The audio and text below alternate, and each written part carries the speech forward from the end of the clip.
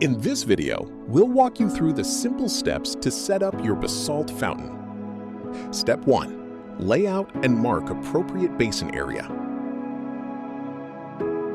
Step 2. Prep and excavate area to required size and depth.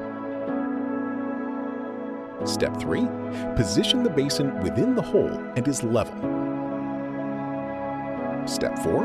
Backfill the basin. Step 5. Install the pump. Step 6. Install the grate.